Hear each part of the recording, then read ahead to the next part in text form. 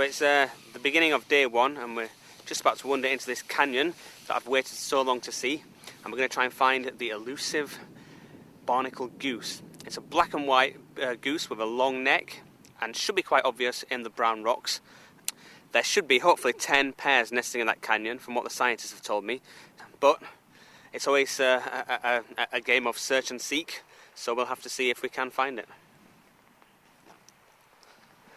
This is Lasse, our field guide, who's going to keep me safe in the field because it can get quite cold out here. There's a bit of wind chill, and you've got many years' experience, haven't you? Yeah. Yeah. So Lasse is Norwegian, born and bred, and quite a hard chap. Pretty hard, yeah. Cool. We've been trekking for several hours now around this canyon area, trying to find the barnacle goose, which should be fairly obvious amongst this brown rock, but it's turning out to be quite elusive. If they are here, we haven't seen them yet, and it doesn't fill me with much confidence at the moment. We've got a few days before the crew arrives, and it's very important that we find some. But if they're not here, where are they? We keep seeing them flying around, but they're just nowhere to be seen at the moment.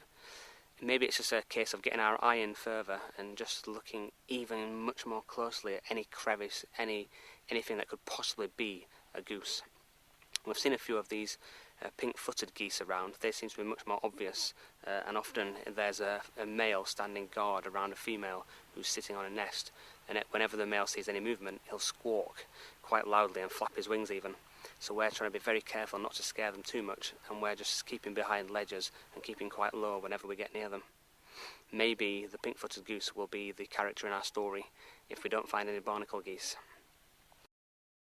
When we're over at probably about a kilometre or so that way, I saw through the binoculars 2 little black and white objects on the edge of a cliff behind us.